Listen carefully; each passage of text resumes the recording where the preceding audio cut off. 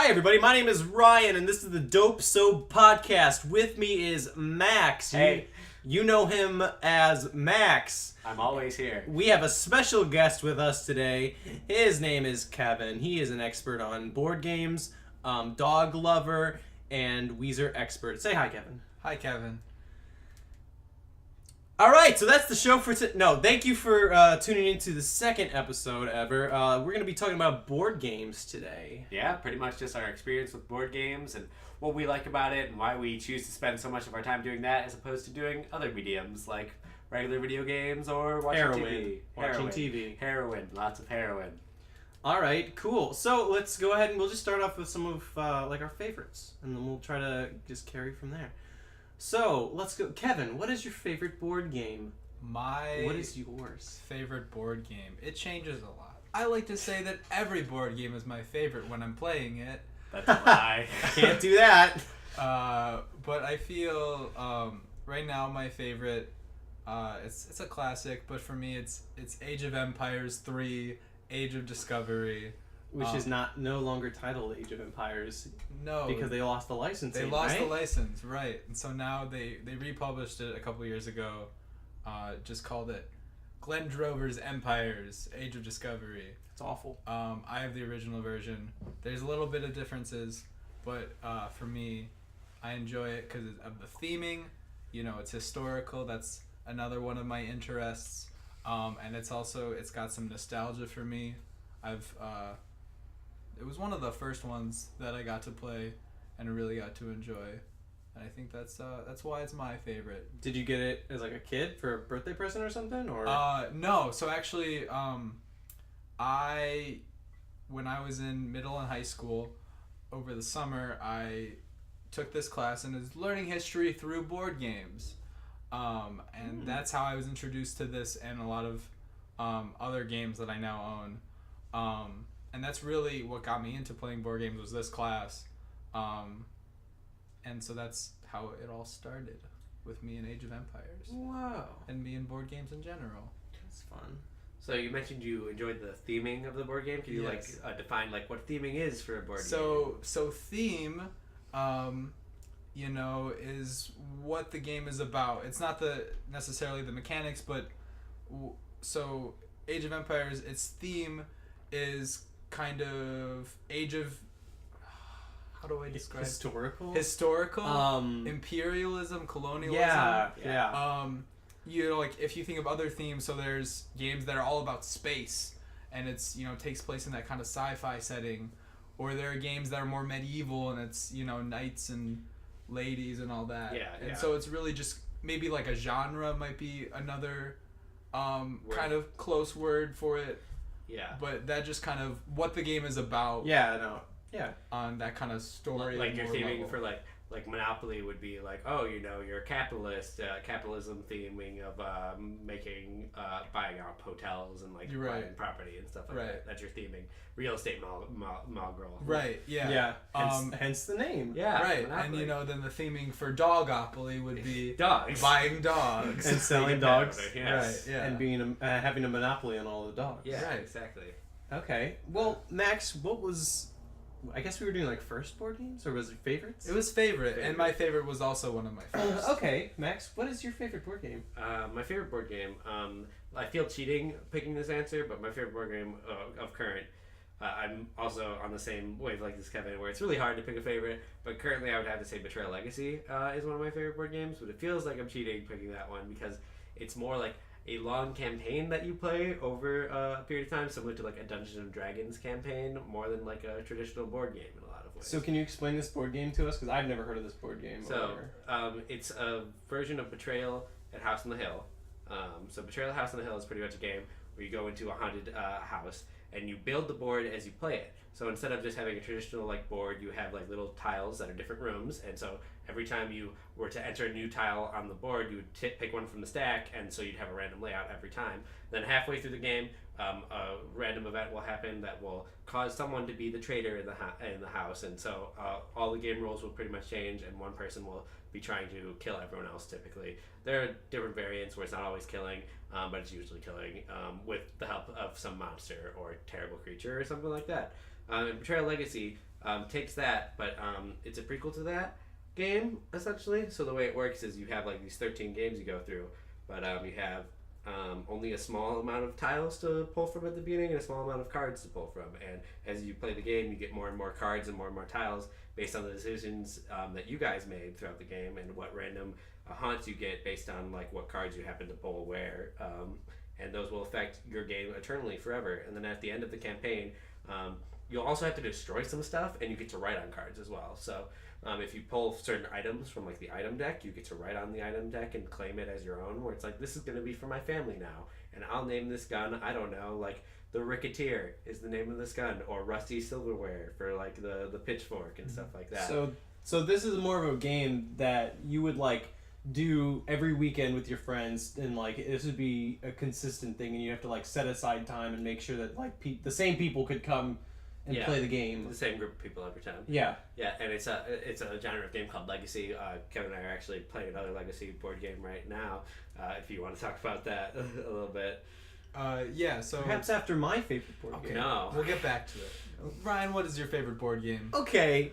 So I only recently got into board games really. When I got to college with these folks, I played a couple of games, like the very standard basic like chess, checkers, euchre, all those fun, really not board games. And like, you know, Monopoly, I play stuff like that with my family. Scrabble. I liked Scrabble. I still like Scrabble a lot. But I only recently... That is an opinion. Do you disagree that Scrabble is a good game? We recently played Scrabble one night, and it was just not as fun as I remember it being. We also had a broken Scrabble game. Right. Okay, well, all right, that's... It's fun when your game isn't broken. It's true. Do you want to hear how our Scrabble game was broken, though? Yeah. So we discovered this like halfway through the game, is that the tiles in our bag were not the standard amount and correct, because I think what happened is there were multiple Scrabble games put together. We found this out when we got a second Z from the stack. It was like, there's only supposed to be one of these. And we're like, wait, there are a lot more tiles here. Yeah. And so we kind of quit Just the game stopped. halfway through because we're like, we're not going to be able to get through all this. Okay, so that was a very... That was an not- exception. Yeah, I don't know why you can base your entire opinion of Scrabble off of that one Because mishap. I'm a pretentious asshole. Well, That's essentially why. I mean, that's an interesting way to play Scrabble. Do you know if it was like specifically two full Scrabble tiles mixed together, or it was No. just like, this is messed up? Yeah, we're not sure. We just know there were two Z's. And then And you also, just aborted the whole thing. It was not fun because it's just like, we're out of like board space already, like in this like crappy little corner. And like, here we got a lot of vowels. Yeah, seven O's, great. Ooh. Ghost Scrabble. Yeah. Anyway, so I grew up playing those, and I only recently started getting into like geekier, I guess you'd call them, board games. Is that fair? That's derogatory. Nerdy. Hobbyist. Hobby. I don't care. You can call it whatever. Lame ass garbage games. Yeah. So I only recently started getting into the lame ass garbage games when I got into college. Probably like a couple of years ago. Not even like freshman year, really. Yeah. Yeah. So anyway. Because you didn't talk to us then. Because you were too cool. And I didn't go here. Yeah. No, we weren't really like friends freshman year. Nah. No. So Kevin is a grade below us, and we all go to the same school. And Max and I weren't really friends our freshman year. I didn't really know him, but we lived in the same Dorm. On the same floor. Yeah, on the same floor, and the like nerd I knew floor. it was pretty much the nerd floor. Yeah. It was acclaimed the intensive study floor, Yeah. which is a really like stupid way to, I don't know, separate us. But anyway, I mean, we chose this. I chose it too. Marked it on my sheet. Yeah, I was like, I don't want to be with, I want to get down to study, man. Yeah. I don't want to be with those normies who don't study hard. Yeah. I'll admit, I specifically picked it because I'm like, my nerds are probably here, and that's why I picked it. I didn't care about studying at all. Oh, okay. That's fair. Anyway, that was that story. So 2 years ago was about when I started. Anyway, my favorite board game It's more of a card game. It's called Smash Up. Oh. Ooh, Smash Up is a deck builder game. A deck. It's a shuffle building game. It's shuffle building game. I don't know the terminology. I'm trying really hard. It's a shuffle building game where you pick 2 decks out of a set of decks ranging anywhere from 8 to 64, I think, or something like that. A lot. There's a lot. There's a lot of expansions, is what I'm saying. Yeah. And then you play with those decks, and there's bases that you play your cards on, and there's minions that you have and actions that you have in your decks, and you use that to win. Yeah, there's a lot of freeform things. Yeah. Where it's kind of like this deck specializes in this kind of stuff. Drawing or taking things out of your. It's not called the graveyard. The discard. I know. I kept on calling it the Because we're graveyard all too. Yu-Gi-Oh scumbags. Yeah, or like I want not a lot of cards in my hand, or Yeah. I want a lot of cards in my hand. Yeah. So when you have when you smash 2 decks together, you have way more like diverse play styles. Yeah. And also, like, part of the theming is like, oh, it's really fun to be like, hey, zombies mixed together with cyborg apes. That's a fun combo. It's like, yeah, that kind of stuff. Sure. Yeah. Yeah. Sorry, Yeah. is that not the first one that comes That's to not your the head? first thing that comes to my head. What's the first fun combo that comes to your head then? No, I wasn't thinking of fun combos. I was thinking like, well, I don't really think about the coolness of it. Like I think of the strategy behind it. Where it's like who would win, you know? Yeah. It's like that kind of debate. Yeah. I guess It's like that's who would true. win, This zombies is how, or ninjas? I mean, this is how Will Wheaton sold it to us anyway Yeah. when he did his episode on Tabletop Oh. about it. Okay. Yeah. Well. Anyway, I think that's my favorite board game that we've played, and it was one of the first I think we played together. It's really easy to learn. It's pretty quick, and it's appropriate for a lot of people. Like a lot of audiences could get into it. I have to do a lot of reading though. It's a game where you have to read a lot just because you have cards that you have to Yeah, read. since there is like flexibility with like the kind of rules, Yeah. it's nice because you don't have to explain a lot right away, but it's kind of like as you go. Yeah. Yeah. I would say so. I taught my my girlfriend and her brother, and like after one round they knew how to play. So it's like one of those. Yeah. But anyway, that's one of my favorites. I'm not a super big board game guy, but I started getting into it with these buddies. Yeah. Anyway, what were you guys talking about earlier that I Oh, interrupted because- legacy Yeah, games. is what I'm legacy talking games. about. Yeah, so that's kind of a genre of games. Betrayal Legacy is one. Yeah. Where that took an existing board game and turned it into Legacy, where there's a overarching story and campaign. You play with the same group of people, going towards a certain goal. A bunch of little games to make one big game. And after we finished our campaign of Betrayal Legacy, we have started a new one that I got.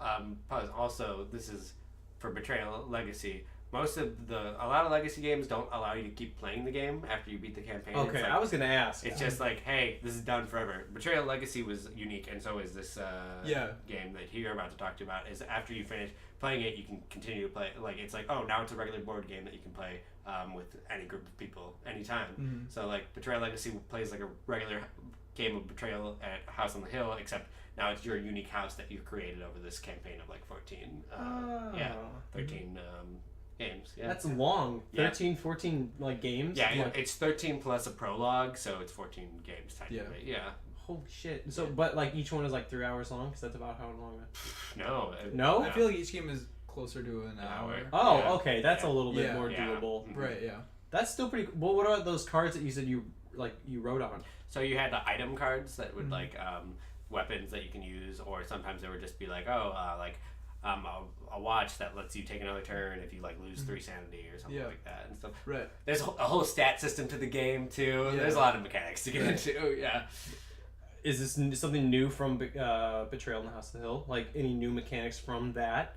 There were returning mechanics like the stats and also the item cards and the event cards and the element Right. cards. The main difference is that you're playing as the families. Yeah. So like what you're talking about with you can certain items you can heirloom them, and so you just put a sticker on it and you name the item, Mhm. and that means that item has a special effect for you only. Yeah. So if someone else got that same item, they would have one effect, and then you get a kind of a bonus effect Yeah. because it's your family heirloom item. Mm-hmm. Okay. So, like- I'll play the game with you guys. Yeah, for sure. Like, for instance, it would be, like, there's an item that's like, oh, you lose 2 sanity if you want to use this item, and, like, the family bonus would be like, oh, you lose only 1 sanity, or you can choose not to lose any sanity, but get a smaller bonus, and stuff like that would be, like, if it was your heirloom stuff. Okay. Yeah. So what other legacy games have you guys played?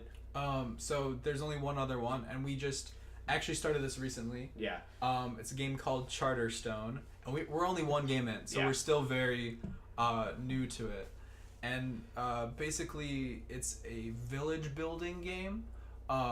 It's a village building game, so we've got we each have like different resources that we're specializing in, and we're trying to build up our part of the town. And there's this Forever King Yeah. who is kind of telling us you've got to build stuff here, and we're and that's kind of it's hard to explain. Yeah. But so far what we've been doing is we've been kind of collecting resources and money and building like a mine, or like here's another thing. A garden, or like Yeah. like a refinery, I think, Right. and stuff like that. Mhm. Masonry stuff. Yeah, you know. and basically we're kind of building up this town together. Yeah.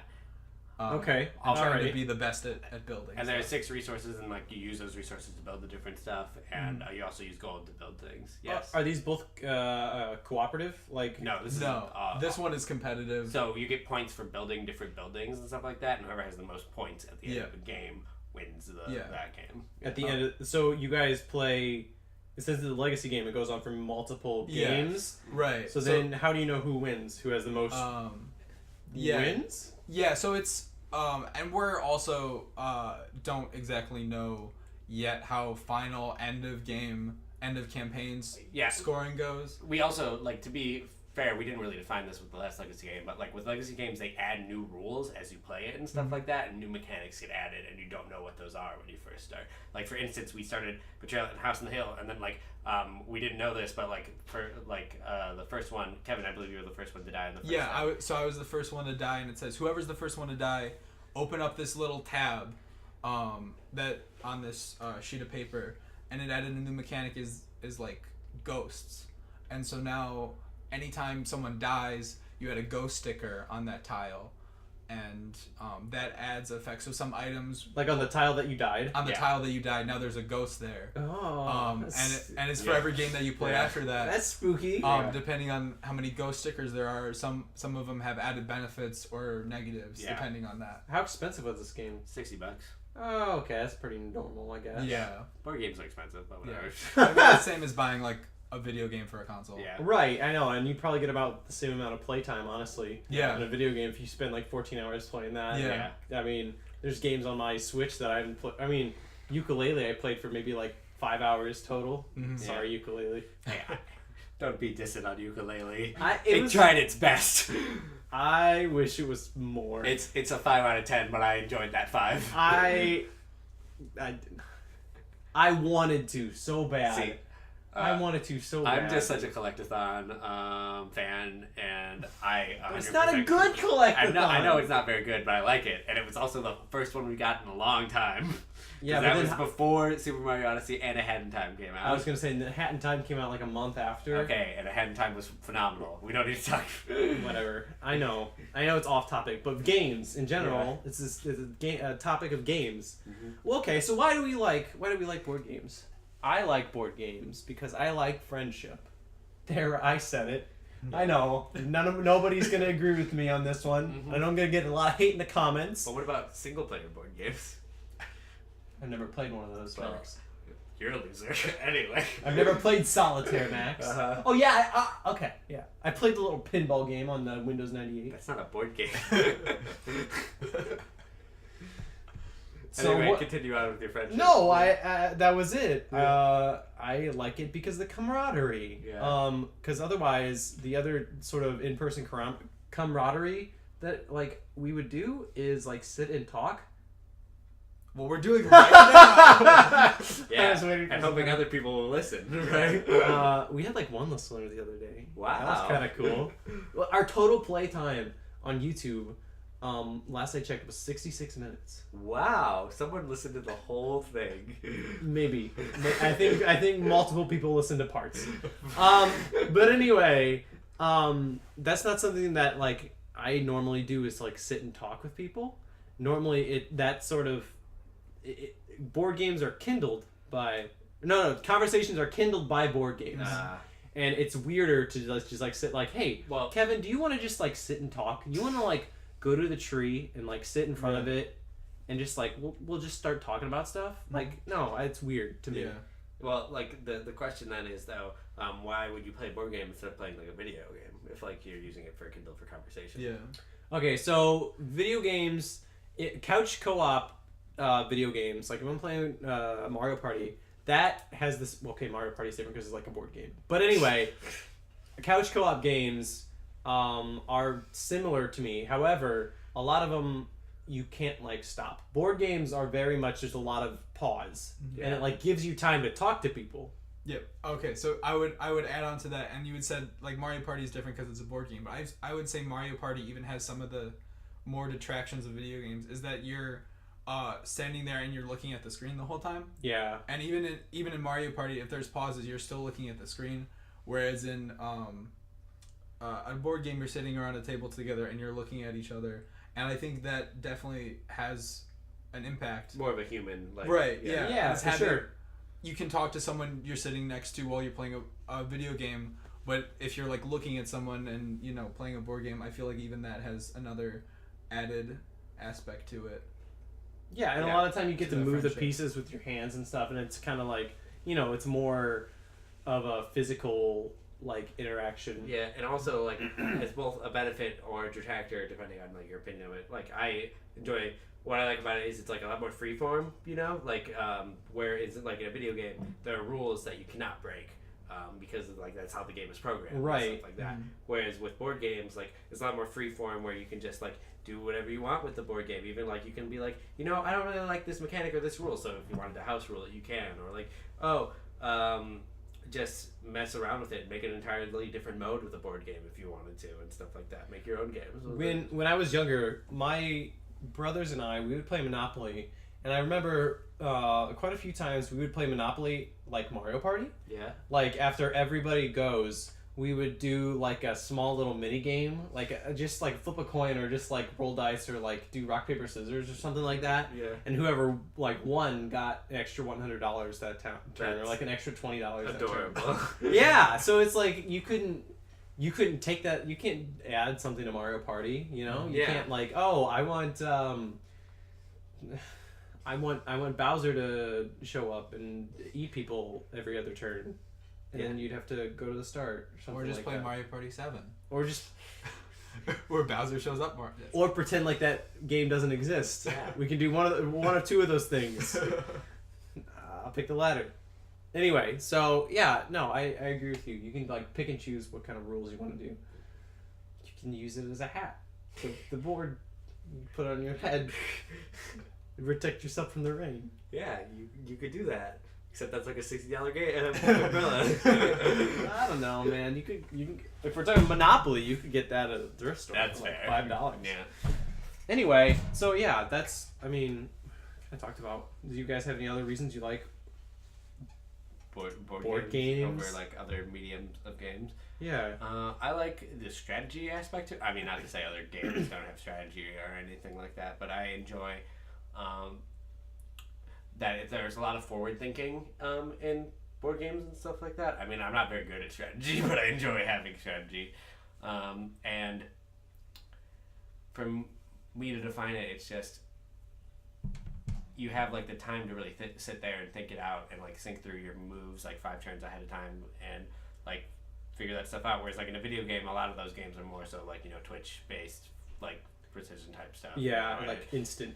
yeah, and like it's also there's less of a barrier to. I mean, there's a barrier in like if you don't understand the rules or like the complexity barrier, but it's like I feel like less of a barrier for like board games can be for everyone. Whereas video games, if you don't understand like a control scheme or like if you're bad at a controller, if you're bad at a keyboard mouse, it's a lot harder for you to play that game. So Something like that. have you ever had the so you teach people how to play board games pretty often, right? Yeah, I sure do. Yeah. So have you ever had the time where you taught somebody how to play a board game, and they clearly throughout the entire thing were not into it. Yes, that Yeah? has happened. Yeah. Do you have any stories that you'd like to share?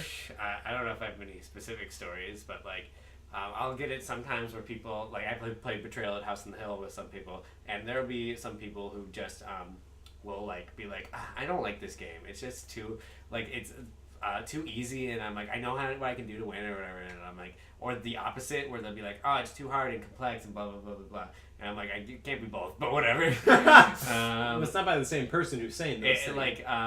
I'm Or was conflating it? two instances with this one person. Oh, okay. I forget what the other game was that we were playing, but and it's just that they just weren't into it, and it definitely affects the enjoyment of the like. It won't like entirely ruin it. Sometimes it'll entirely ruin it, depending on the person. Do you ever feel bad? You're like, oh my, I can't believe, like, did you ask them to play it, or like, how did they enter the situation? Yeah, like it's usually I ask, or like they are joining, like I'm playing with their friends and they wanted to play as well, or something Okay, like that. okay. So it's not like I would feel less bad if they wanted to play, but I would feel very bad if I'm like, come on, play, you'll love it, Yeah. please just play, and, and then they end up hating it. It's like, or they're trying really like their best to like it, but they're like, yeah, okay, I don't think I'll play that again. I mean, that's fair. I haven't really had that experience a lot in my life, though. Like, sometime, like, not that any that I remember, because usually when people aren't playing, it's because they really aren't into it or aren't trying to be into it from the get-go, if that makes sense, you know? Yeah. Yeah. Yeah, that happens with my experiences. It's usually from the start they're not into it. They don't try. It's more so on them than a thing for me. Like, it would It's on them, not me. Sorry, like I don't mean to perfect. be narcissistic or anything, but like, I would feel really bad if someone was like, oh, it's just not my thing. But like they tried really hard and they still didn't enjoy it. But like a lot of the times, at least from my experience, it's been they just wrote it off before they even started playing. I don't know if that's been your experience, Kevin. I would definitely say that because I can think of a specific instance where I was playing a game with someone and they didn't get the rules the first time. I explained it through, and then at a certain point, rather than trying, because a couple of turns in, they were still asking things, and at a certain point in, rather than trying to really learn the rules and kind of make the best decisions, they just kind of did whatever and kind of were the chaos person in there. That's not fun. And it was for everyone else, like they at the end of the game, they came in like a very distant fourth place. Yeah. But they ended up like screwing someone else out of getting first, like something they did. Thank God. Just like completely randomly. Are you talking about me? Because I feel like I've done that before when we played a game. Yeah. It's not you. Okay. I'm not talking about you. Okay. I was playing Ticket to Ride. I was gonna ask you to be more specific. We don't have to give the name of the person. Yeah, you say John. Yeah. John Smith. Yeah, I was playing Ticket to Ride, and this person, they just John. Yeah, John. John just didn't get it. Or like one plan that they had at the very beginning didn't work out for them. And then at that point, they're just like, I'll just do whatever. And at the very end of the game, you have certain contracts you're supposed to fulfill. And they block someone out of getting theirs. And that person ended up in second place. Dick move. This is like an unrelated thing, but the dominant strategy of Ticket to Ride is to get the shortest routes possible and then get those as quickly as possible and then spend the rest of the time blocking everyone else's routes. That is the optimal way to play that game. Okay. It's a terrible, rude way to play that game. That's like have you ever played the more mainstream game called Blockus? Yeah. Yeah, it sounds like that. Yeah. I've never played Ticket to Ride though. Yeah, but Ticket to Ride is like essentially just a game where you try to collect your trains and build railroads to make your like long lines and stuff like that, and you get points for how many different tracks you have and how if you connect your routes at the end of the game. And you lose those many points, however many points your route was worth, if you fail to complete that route. Oh, so you have to be an asshole. Yeah, right. You don't have to. Like you just have to go for yours. Yeah. And then you can get more routes, and that's usually what I'll go for. Is once I finish mine, I'll go for more. Yeah. But you're saying it's a better idea like to just block other people. Because I read an article once on like the optimal way to play board games like a dick. Like like one of the other one is Monopoly. The optimal way to play that is to buy as many houses as possible because there's a finite amount of houses in that game, and if you do that, no one else can buy houses. Yeah. Instead of buying hotels, just buy four houses on everything. Yeah, exactly. Yeah, but then you go bankrupt though. like it. You know how hard it is to buy all the houses. That takes a long time. I know, but it's like if two people do that, it still would like mess up on other people. And stuff. I have often like held back in like games that I wanted my family to like enjoy. You know what I mean? Yeah. I would be like, oh, I could do this. I could really dick them over. I mean, I'm never someone who's like, I have light strategy in the games. I never try to be the dominant, like, try to do the dominant strategy of games or stuff like that. I'm really bad at seeing those patterns too. Like, sometimes, like, I was playing a game and someone was like, I have no idea why you would pick any other card because this card has the highest card value or something like that. Where it's like, because you get this many points from these two cards, they are worth more than every other card in the game because of that. And I was like, I would never put those things in my head. But I'm like, technically you're right, and technically that would be the dominant strategy, but I would never think of that. Yeah. You know? And for me, that isn't fun. Yeah. If there is a dominant strategy. Yeah. Like, that's not fun if you just, you do the one strategy every time. well, then it's not like really strategy. Yeah. And it was just like in the, we were playing Charterstone the other day, and I was like, the game was clearly like, oh, you should be doing all this stuff, and I'm like, I just want to do this because no one else is doing it. Yeah. And I like almost won because of it, but I didn't because Ellis was Ellis about it. But it was good, yeah. Okay, this is sort of changing topics a little bit, but how do you guys feel about what was the game? Cards Against Humanity. How do you guys feel about that game? So, I own a copy of Cards Against Humanity. Okay, as do I. I used to own a copy. Alright. I did not buy this for myself. Okay. This was a game I got as a gift from my brother, and I really appreciate that he bought it for me. Because he knows you like board games. He knows that I like board games. And it's a card game. And it's a card game. And it's not something that I'm really into. And it's something I'll play with other people. Yeah. And it's fine. And I'll have a fun time with other people. But it's not something that I'll bring out and be like, hey guys, let's play Cards Against Humanity. Yeah, go ahead. Yeah, because it's just the whole point of the game is just to get the most sick sense of humor, and that's just not something that I And it's just really enjoy. Oh, look at the vulgar card! Isn't that Yeah. funny? And like that's the game. Yeah. Yeah, it especially if you have like the standard deck, you see the same cards over and over and over again, and then it's like, what's the strategy? I also am just tired of that apples to apples style game. Like I'm so done with that. Oh, there's game. so many copycats There's so now? many copies of like apples to apples Cards Against Humanity. Like so many use that format, and I'm just so done with it. There's like Angry Apples made by the same people who did Apples to Apples, because they're like, that was our game. Yeah. Cards Against Humanity took our game. Yeah. Well, we're gonna do it now. We're gonna do it worse. They did it way worse. But if I may say something in favor of Cards Against Humanity, it is like an easy game for people who refuse to like card or board games. See, there are better options to play than Cards Against Humanity. In my opinion. Yeah, but I mean, Cards Against Humanity is a game literally everybody knows or has heard of. Yeah. It is like the one game where you'd be like, let's play this, and they're like, parents leave the room. Yeah. It's also like, now that with Cards Against Humanity, I just feel like it's so obsolete because I'd rather play like Quiplash or something like that. Quiplash is good. Because like, I mean, that's a video game, but it's essentially the same thing except you get to create it. And like, as you know, a funny guy, which we are funny people. I like to write my own funny thing instead of that. I have realized I played Quiplash a couple of times with like friends who don't play board games. Yeah. And I feel I didn't get like any wins at all because my sense of humor was like way different than theirs. You gotta play to the crowd, man. But I can't. I can't play to like the big titties ass, shaking, suck a dick, type crowd. Just write erect penis for everything and be like, erect dick. PP. PP. So anyway, yeah, I'm not that great at the game, so yeah, yeah, it's just a different thing, and like, that's like a good topic of like, if you wanted to play a game with someone who's like, I have no interest in like playing board games, like what would be a good game for them, you know? Hold on, what was the first board game that you guys got me to play? I don't remember. Do you remember? Were you there? I don't know. Yeah. It might have been Blood Rage. That's not a good first one. No, but I swear to God, it might have been Blood Rage. Yeah, I do think it might have been Blood Rage as well. Because I think it was If in it the was PMA last basement. year, Yeah, it was last then year, the it might first have been one. Blood Rage. Yeah. No, I think it was the end of sophomore year. Maybe If it Colts was in- Express. If it was in the PMA basement, then it was junior year. Okay, maybe Yeah. it was. Yeah. I don't know.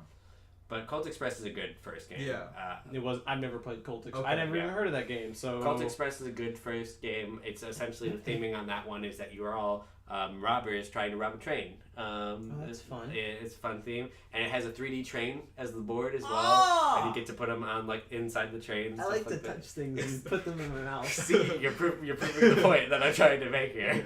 I was doing that more. This is what we think of the non-board gaming masses. Is If you're listening to this and you don't play a board game, yeah. get out. You idiot. You Neanderthal. You are lesser. I mean, keep watching the video, but also know that we don't like you. that we view you as below us, beneath Yes. us. But please stay until the end because we got some secrets coming up. Yeah. Secrets and new discoveries. To You get know, I all hear- of your favorite games. I hear if you want to be popular, you should insult your audience, and we're doing a really good job of that. No, I have nothing against like what assholes would call normie games. Yeah, I mean, let people I like enjoy the normie media they enjoy. You know? Yeah. And as long as somebody's happy, I will be happy with them, and I will be along for that journey. Yeah, but anyway, Colt Express is just it's a fun game where you just try to get the most loot by stealing it from the train. And the way you do it is you have a hand of cards, and they all have different actions on them, and you play them down. And everyone plays a card one card at a time. It's programming is the name of that mechanic, so it's a programming game. I put air quotes on that for all of those listeners who can't see my air quotes. Which is all of them. Yes. But it's a program. It's a very light programming game in that you put a card down and it doesn't take effect until everyone puts all of their cards down for the round. And so you get to put down several cards and then you reveal them all up and you play it and you see what happens, because what you do, it can be affected by what other people do and stuff like that. So like you could be like, yeah, I'm gonna go into this car, I'm gonna walk over to this card and pick up some loot, but little did you know you went into that car and someone was already there and they punched you and they pushed you back into the car you were already in, and so you're like, oh no, I can't pick up this loot anymore. So it's really fun for you to think ahead of time what your plan is, and it's fun to watch it all play out and see if it works out or if it doesn't. Oh, I work want to out. play that. That sounds fun. Yeah, it's a fun time. Nice. Probably one of my favorite board games aside from Betrayal Legacy. It's either my top three are definitely Betrayal Legacy, Blood Rage, and Colt Express. So it's up there Nice. for me. We recently another kind of a not a normie game, but a game that we played with like people who didn't really take to board games and stuff. Bang the Dice game. Another good one. Yeah. Yeah. That was a really good game. So I'm not gonna explain it well. Somebody else explain it. You I wanna give admit it a go? I'm very Alright, bad at explaining so things. Bang the Dice game is another Wild West themed game. So maybe that's just it. People just like westerns. Right. Yeah. Mario but Party 2, the Western Land. Yeah. Is the best board. It is a really good board. But basically, the way it works is you're all there's some people that are the sheriff and the vice sheriff. There's outlaws and there's renegades, and all these roles are hidden. And you're trying to, if you're the sheriff, you're the good guys. You're trying to kill the outlaws. If you're the outlaws, you're trying to kill the sheriff. If you're the renegade, you're trying to kill everybody. And basically, the way you do that is through rolling dice. And rolling dice, you can shoot other people.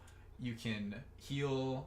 Yeah. You can You heal by drinking beer. Right. You can you roll dynamite, which are bad. If you roll 3 of those, you blow up, and that's you have to use the dice you have. The other dice side is an arrow, which don't take effect immediately, but eventually, if all the arrows are taken, then the Native Americans attack, and you take as much damage as arrows you have. Which is a little racist, but whatever. It's Wild West themed. It's fine. They're not called Native Americans in the game. They are not. And there's one more. Oh, the Gatling gun. and the Gatling gun, Gatling which gun. again does damage, but you have to get 3 of them. 3 to and they so. do to everyone. Right, yeah. Yeah. So what style of game is that called? Where it's like there's hidden, you have a hidden character. Social It's not social. It has a little bit of social Social deduction deduction. to it, but I wouldn't call it much. Yeah. Like really one not. night, like werewolf. Yeah, whatever. like that's Or Or Mafia. Yeah. those are social deduction right. games. Yeah. But this is Those are kind good of- games. Or you know the Brady Bunch game. That's not a lie. There's a Brady Bunch board game that's a social deduction game. I don't want to talk about it anymore, but no, that exists. Right, but I think Why are we not talking about that anymore? I mean, what else is there to talk about? I mean, you it seem exists and it's bad. Yeah. Why haven't you bought it yet? My mom bought it for my sister, and No! I tried to play it once, and I was like, "This is really bad." It's just bad. Yeah, it's just like because the way it works is like you don't have a role assigned for you. You don't know what your role is until the end of the game, and like you're trying to play for a certain role, but you if they guess that you then you lose. It's like really weird and dumb and overcomplicated. That sounds awful. Yeah. Sorry, I made you. Sorry, I forced you to explain what the. I was just too interested in the Brady Bunch game. Right. Yeah. And I think that's why they made it is just because the Brady Bunch game, and people will be like, "Oh, it's the Brady Bunch game. Why? What is that about?" Yeah. That's the same reason I spent like 5 hours playing the Burger King game. Yeah. Sneak King. Yeah. Sneaking. Yeah. Yeah. There are 3 Burger King games. Excuse you. I know, that's why I specified, asshole. Yeah. I was like, yeah, the Sneak King. Right. But Bang the Dice game. Anyway. What we didn't explain is why I think people have taken to it so much. Is It's like Yahtzee. it is, but I think everyone has their own character, Yeah. and they've got a special ability which helps them, but we do fun voices, Fun voices with and it. I think that's why people like it. Yeah. It has to do with the theming, Mm-hmm. and you can really get into it, and you're this person, you have this role, and I think that's something that's really appealing for people is that you can be somebody. And you have like a clearly defined like this is what you're supposed to do. Yeah. Oh, and the reason I said it was like Yahtzee, it was because we didn't explain it, is when you roll the dice, you get to re-roll them like Yahtzee rolls, so you get to re-roll a certain amount of dice like twice when you play that game. I've never played Yahtzee. So, well, that's how Yahtzee works. Oh, Yeah, now I know yeah. how to play. Yeah, you Yeah. get to pick. Yeah, you roll dice and you keep some and Yeah. you keep rolling, but Yeah. can't roll more than 3 times. Yeah, King of Tokyo has the same mechanic as well. So one of the, I feel like this part of the conversation is coming to a natural end. What I wanted to talk about, I still want to hear what Kevin's intro. What? game Oh is. yeah, my gateway game. Yeah, your Your gateway gateway game. game. That's the term. Yeah. Oh, if that's you want to fun. get into pretentious board game terms. Yeah, my gateway game. Yeah. I think one that I can bring out is one that I've recently bought, which is Dixit. That's a good one. Yeah, and that we were talking about Explain that. will you? apples to apples style games, and it Okay. kind of is in a way, but I feel like there's more fun you can have with it.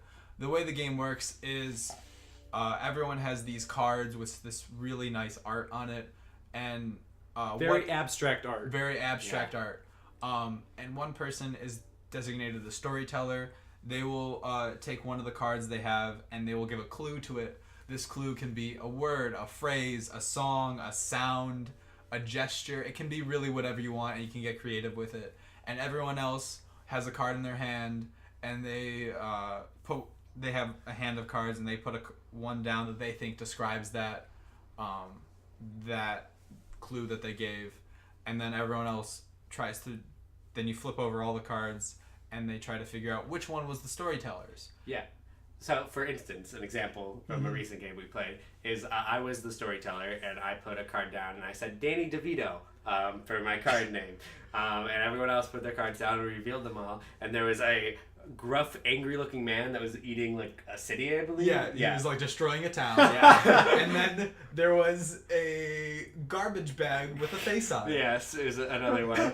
And then there were 2 others, I forget what they were, Right. but they were also there. And so those were the ones that, like, you would be, and people would be like, would it be the angry, gruff-looking man or the garbage, or the garbage thing? And, like, they put him down, and what happened was one person picked the angry, gruff-looking man, and 2 people picked the trash bag, and the trash bag was what it was. So That's funny. Yeah, Right. and Trash Man. Yeah, Sunny in Philadelphia. exactly. That was the joke. Ah, nice. I'm the trash man. I take out the trash. But because of that, the storyteller would get points, and the 2 people who picked people who picked his would also get points. Yeah.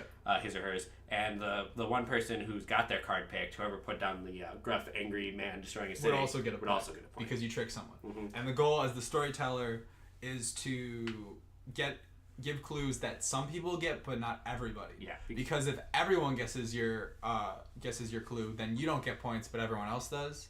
And if no one guesses it, everyone else gets points, but you don't. So you want to be obscure but not too obscure, and specific but not too specific. So I think that's a really fun game. It's not too complicated rules wise, and I feel like a lot of people can get into it. Yeah. If they're not into games. Yeah. So that's my game that I like to introduce. Yeah, a lot of those games, what they have in common is, even if you don't know what you're doing, you can still make a decision that could probably have some sort of impact. Oh yeah, absolutely. Right? Yeah. Because like Dixit, you can play a card that has, you're like, I don't know what I'm doing. I don't even know what this is supposed to do. I'll just play a card. Somebody's like, oh, that card is like, oh yeah, that looks like Danny DeVito. Yeah, I'll choose that, and then they get a point. You know what I mean? Yeah. Same with, what was your game? Colt Express. Colt Express. Yeah. You can. Well, I don't know if that was quite the no, same. it is. But like, because like, everything you do affects the other people. So like even if you don't know what you're doing, you could like be like, oh, I didn't mean to put that card, but accidentally like punch someone or something like that, and like that would totally affect everything. You know? Yeah. Yeah. I don't know. I don't know if we were talking about what my gateway game would be, but You said Bang. Bang. I don't know if you have yes. another one. No, that's it. I didn't know if that I had specified that, but I was gonna clarify that. So yeah, that's a good gateway game. Have you guys? What was your guys' worst board game experiences? I am very curious, and I want to hear some of these stories because I feel like they could be good. We are very positive on this podcast. However, this sounds interesting to me. I would like to hear your guys' stories. I have a story. I don't have one off the top Okay, of my head. I do have one. Yeah. Okay, I don't have one, but I think I do. So I was playing a game of Coup. Okay, explain and Coup. So Coup is actually another gateway game. It was my gateway game before Dixit. It is a social deduction, like hit and roll kind of thing. A lot of Kevin's games are gateway games, I would define. Yeah, I like lighter games. That's okay. There's no enjoy the media you like to enjoy. Yeah. So everyone has hidden roles, and the goal is to get rid of everyone else in some way.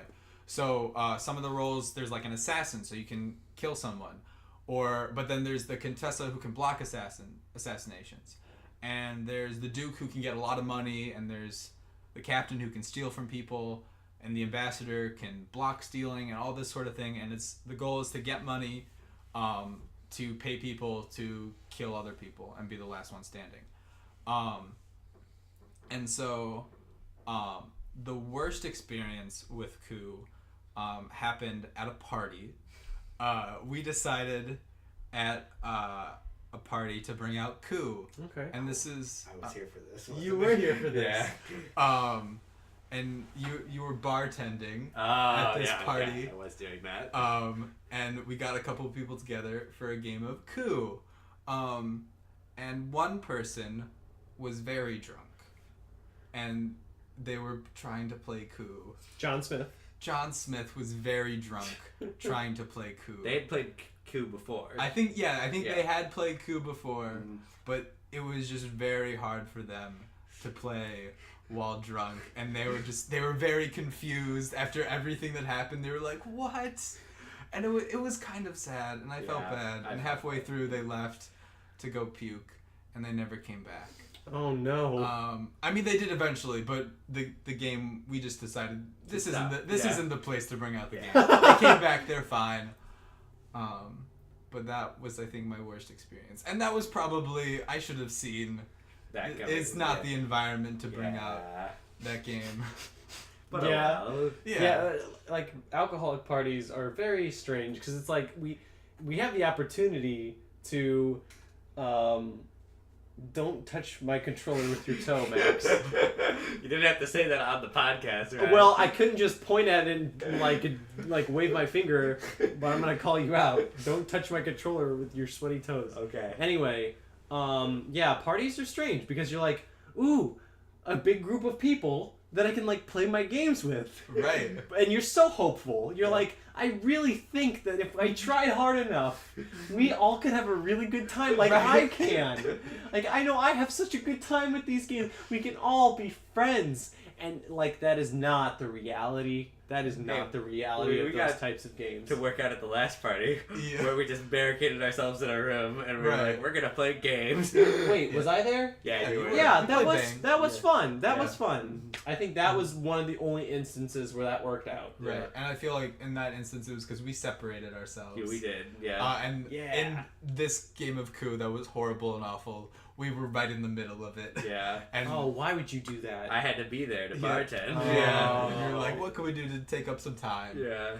It didn't work out. Let's play coup in Let's the middle of play a coup. party where everybody's drunk. Yeah. But whatever. What you gonna do? I don't know. Like, that's a really bad one. The only other one is whenever I'm at home, my mom's like, Max, we should play one of your board games. And I'm like, okay, family. And playing board games with my family is always a rough time. Why is that? Because my dad usually doesn't play, but if he does, he does not want to. My sister absolutely does not want to play, but my mom's like, you have to play. And my mom will just not understand any of these things. I hope my mom doesn't listen to this podcast. She's not gonna listen to the 49.50 mark. I love you, Mom, but you have a hard time following rules in board games. You have a hard time understanding them. And then I have my brother, and then my brother and his fiance will also play, and they usually will catch on and have a good time. And will enjoy and get competitive. It just depends on if it's too complex for them. Usually I try not to pick that, though. And it's just, the worst one I would say is the one where we played King of Tokyo with them, and it got good once my mom and my sister got out, but my sister purposely killed herself in that game too, because you can die in that game, so she purposely got her monster to die so she would leave or whatever, and my mom slowly died after, and then it was me and my brother and his girlfriend, and they were really into it, and I think his then girlfriend, now wife, won at the time, and she was really into it or something, and it was a fun time. Yeah, It got good. better, but it was really rough to start. You know, and recently I tried to play Cash and Guns with them, which I just wasn't having a super great time with for some reason. It's just the atmosphere wasn't that great and that's a game where you're pointing guns at each other and supposed to have a fun time pointing guns at each other. Ooh, yeah, all right. Yeah. Good. Mm-hmm. I was sitting here trying to think, because I know I asked the question, but this wasn't one of the times where it was loaded and I had an answer. But I have two sort of answers that I think will work here. One of them is sort of not really a board game. It was during Mario Party. So me and my brothers, when we were younger, we were, let me preface, the first story I'm telling you is not about Mario Party. I'm going to end with that because it's a little bit more exciting. The first one, me and my brothers, when we were younger, we would get in fights more. Not a lot. It was mostly my older brothers would really fight. But sometimes we would play Monopoly, and my oldest brother was really good, and he would be a dick just to be a dick in the game. He would always win, and we would never, this is more of a general, not a specific story, we would never finish a game of Monopoly because he would always get so far. We'd be 4 hours in, and he'd be clearly winning, but people are still in the game. People are just I'm not gonna win. This is stupid. And he's like, no, come on. And then he goes and he makes him step on. He doesn't make him step on anything, but he owns all of the right side. He's got hotels and stuff up. So when people are crossing, they're like, this is fucking dumb. I'm not gonna play this game anymore. It's no, you're not. You haven't lost. Look, you've got that corner. You've got the brown spaces. Anyway, he would just be an asshole. He's better now because I don't know. We haven't played, but I can imagine him still being an asshole about it. Yeah. Hi, Ryan's brother. Hi, Ryan's brother, one of them. The other time was, I hope they don't listen to this. I don't think they will listen to this. No, not my brothers, but these next people who I'm going to mention. I don't think they will. Anyway, it doesn't matter. I was with my girlfriend, and we were with, her friends, another couple. It was me and her and another couple. And we were playing Mario Party. That sounds fun. Mario Party, anybody can get to know it. Yeah. You know? That's fun. That's an angry game, though, so... Right. Yeah. Right. So you can see where this sort of going. I don't know if I would play Mario Party with my girlfriend, to be honest. Oh, no. I don't get... I get mad at her for other reasons, not Mario Party. No. So we were playing, and it was going well. I was the mediator who kind of suggested it, and people jumped on board. But it was I was really trying to make sure everybody had a good time, and we were about halfway through. Okay, people are starting to get into the groove of things. Everyone knows how to play Mario Party, and then the girl of the couple that we were playing with steals a star from her boyfriend. And I'm like, haha, look at that. That's crazy. And then the boyfriend is like, you fucking bitch. And I was like...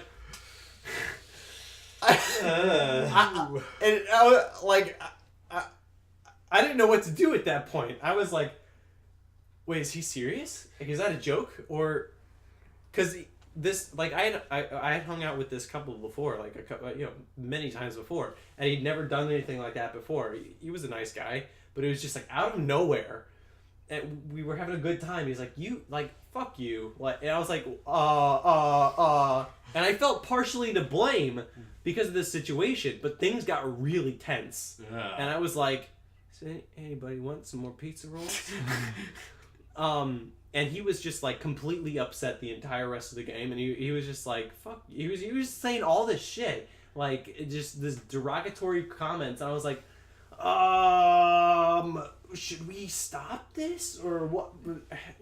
It was very uncomfortable. We ended the game, and then we ended up just calling it a night after that because it wasn't even late in the night. We were just like, yeah, looking at my invisible watch, I'm like, yeah, it's probably about time. I'm getting tired. I've got things to do in the morning.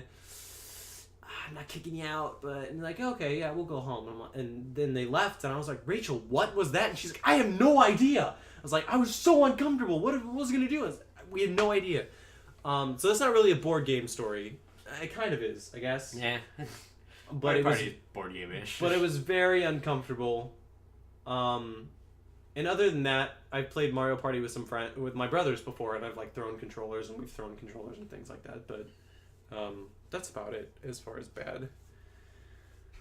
But yeah, stuff goes. Let's end this on a happier note because it's getting close to the hour mark. Yeah. I have a stupid, pretentious board game, terminology that I love to bring up. Okay. And I'm going to end on that. You should know what this is, Kevin, right? But it's... So you know a game like Jenga? You know, games like that?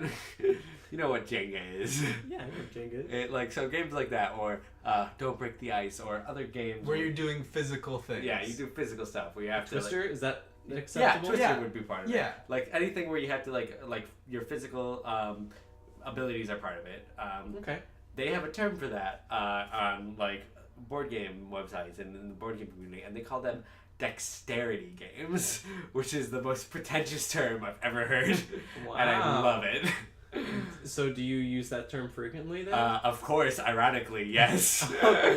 What about like those normal where you just have a lot of pieces? Yeah. Are those dexterity games? Where you have a lot of... Are you talking about the one where Monopoly? Where you have to move pieces Oh, around? no, that's not a dexterity game. I thought you were talking about that that game with all the yellow pieces where you have to put them all in the thing before it pops up. Does anyone know what I'm talking about? No, you sound like a madman.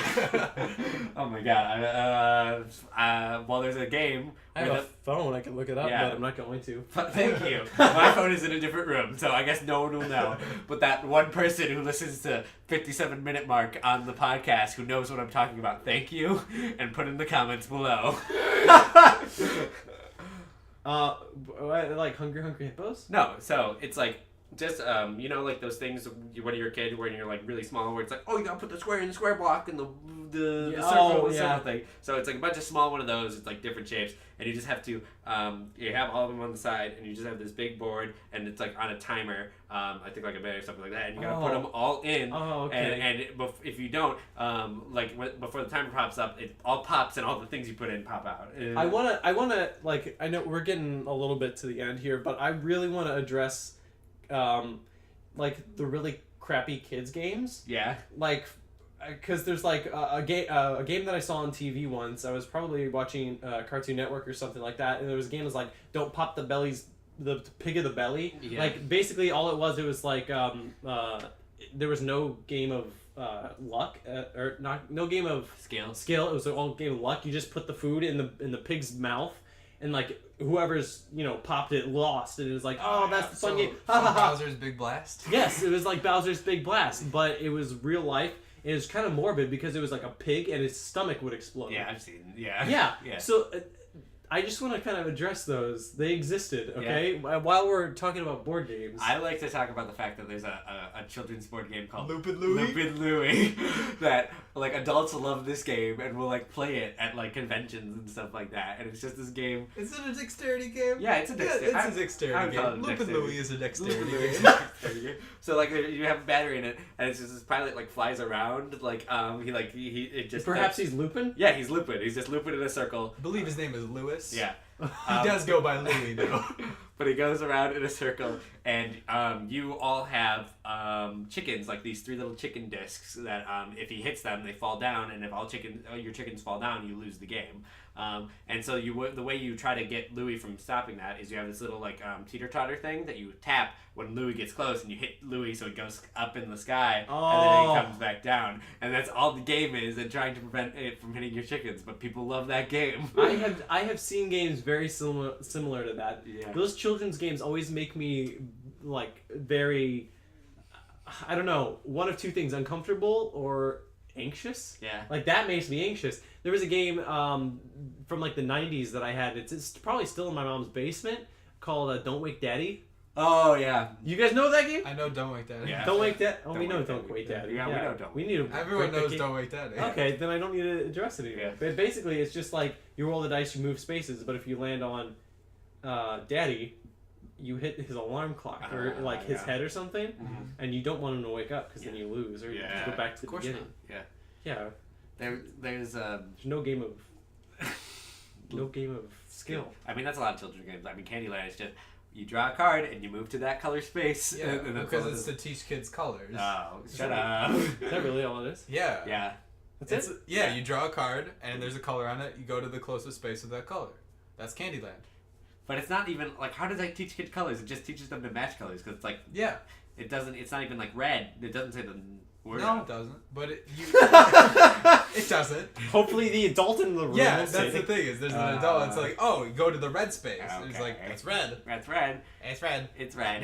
It's a child. But another game It's a good- that this is a board game my sister bought from my mother that was from my mother's childhood called Mystery Date Game, and the way it works is you just try to roll around this board and you try to collect all the pieces to an outfit, and you have to collect all the correct pieces, and then you have to land on the door space so you can open the mystery door in the middle, and you rotate the doorknob, and when you lift it up, you hope you get the right date with the right matching outfit, and if you don't, you have to return your outfit to the part of your outfit to the middle or something like that. And then there's one in there who's like a scumbag or something like that, and if you pull on him, you have to return your entire outfit to the center instead. Oh, what a scumbag!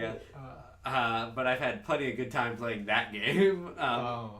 you I spent a lot of time as a kid playing Pretty Pretty Princess. Pretty Princess. I've never heard of that game. Oh, so it's a kids game, and your goal is to collect the most jewelry. And there's physical jewelry, so there's like earrings and rings and necklaces. But then there's like one that's like it's like a black earring and it's bad. Yeah. I don't remember, but your goal is to become the prettiest princess. Oh, And I okay. would play it with my like family friend. Yeah. Did you ever become the prettiest princess? I think so. I must have. Did Brittle Moose do a video That's on awfully this, or cocky. did I He make might it? have. Yeah. But that's the only reason I know about it at all. Is I've Yeah. heard. But I played it, and they were older and girls, so that's why they had Yeah, it. gross. It's girl games. Yeah. Sure. Yeah. Sure. I mean, I really want to play Mall Madness. Something too. It's Mall Madness. It's like a game where you go around in a mall and you shop until you drop. Yeah. Try to get the what? most What's the things. Yeah. point? What's the point? You just go around and you. Get deals. Yeah, get the So what does deals. that teach kids, Kevin? To Colors or? to Board games were sexist, okay? yeah. Well, toy companies. Yeah, toy companies They are make board sexist. games. Yeah. Yeah. We had a whole thing about this in my sociology class in high school. Ah, yeah. About how board games are sexist? Yeah. Well, Toy toy companies? Yeah. Yeah. Why? And- Because they sell Barbie dolls and, and army just, men? and just how like gendered like toys and board games are. And there was another like date game, Yeah. but this one was like you had to like get the right boy's phone number. Oh, that mystery phone. Yeah, What is mystery that phone. game? What is that called? It might be called uh, mystery phone or how mystery How do you date. guys know all about these like quote unquote girl games? I'm comfortable with my masculinity. Thank you very much. Yeah, well, me too. When I was a kid, I was playing Gun Shoot Kill Kill, the favorite boy targeted board game. Yeah, but It was Army Men. I know them because of YouTubers. Like I saw a YouTuber who did like a whole like he made that into a horror like video based around that board game where like the phone like came to life and was like murdering people. Was it say VGM? Yeah, this is the Angry Video Game Nerd. Okay. And he did that. And that was fun. Like that's where I learned about this stuff is YouTube videos, except for Mystery Date Game, which I've played and I have a copy of. That's wonderful. I'm trying to think if there's any more like kids games that I can remember, but I don't remember playing too many. I do want to talk about though. You guys ever play Mousetrap? Oh yeah, we played. No, I've never I played. mean, I had a Mousetrap. copy. It looks intricate. I don't like, know. really intricate. I don't know if I've ever played Mousetrap, but I've definitely set up Mousetrap. Yeah. Yeah. Okay. Yeah. But I did. There was one day with my friends back at home when we were on summer break or something for college. We just took a bunch of these because I have a bunch of old board games in my house. Like I have Sorry, Clue, Disney Seen It. All the classics. Friends Seen It. And we just took all of them and made them into one mega board game, and like we combined them all together, and it was a fun time. It was trash, but it was fun. And we had like 3 different win conditions. Like you would get a certain amount of points, and you add all the points together or something like that. And we used the Monopoly board and the Mystery Date Game board and the Sorry board. And like the way it would work is that you Mystery Date board and the Monopoly board were connected, so you could choose on which one you wanted to go to or something like that. And when you landed on certain spaces, you'd be like, oh, now you have to play Sorry, or this is a new Clue and Clue. Or when you landed on like community chess spaces, it would be like, oh, now you have to play a round of categories, and you'd get a bonus for that in one of the other games. Or if you landed on like free parking, we'd play Disney Seen It, and we'd play around one of the questions in Disney Seen It or something like that. We should do that with like your board games. Like the really intense. Like good luck with that. Like it makes a Blood Rage with Age of Empires 3. Yeah, that would be that'd be fun, huh? It's just it would be a lot harder because there's no like roll to move games, that makes it easy to make that kind of stuff. Could you ever combine like one of those roll to move games with like not the detective, but like Mafia and Werewolf? Oh, social deduction. Social deduction games. Maybe. That would be a hoot. That would be trash too. Yeah, I mean, Clue is sort of that to an extent. But yeah. Oh yeah, you're right. Anywho. Yeah. I did. Last thing. Sorry, I know we're past the hour. At this No, it's fine. It's not. We don't. I wanted to bring up the point is that there is also why I really want to play Mall Madness is that there's a variant of Mall Madness if you combine it with this different zombie game where it's like Zombie Mall Madness where it's zombies in a mall, so you can like reenact your favorite zombie movie. Or Dead Rising. Yeah. Oh, that sounds good. Right? And wait, is this an actual game? Like it's an actual zombie game and like that you use and they use the mall like as a backdrop for it or something like that because Mall Madness has like a 2-story like mall that you set up as your board. It's like Holy really shit. cool. Yeah. That's really and it looks really like retro 90s and stuff. It looks cool. Like a dollhouse. Yeah. Shut up. I mean, I'm comfortable with my masculinity. So am I. It's an action figure house, right? It's an action figure house. Put my G.I. Joes in there. Yeah. They have guns. Yes. They have to brush their teeth too. Yeah, with the Transformers. Anyway, that's about the, let's wrap this up here. We'll call it a night. Does anybody have any last comments about board games? They're fun. I have a good time. It's mostly about camaraderie. Yeah. It's good. It was a good time. Thank you all for tuning in to listen to this second episode of the Dope Soap Podcast. We're thinking about calling ourselves the Bathtub Boys. Get it? Dope soap and bathtub. Yep. Yeah. That was a decision that was made entirely by all of us. Comment your opinion on that below. Yep. All right. Thank you all. Talk to you next time. Bye. Bye.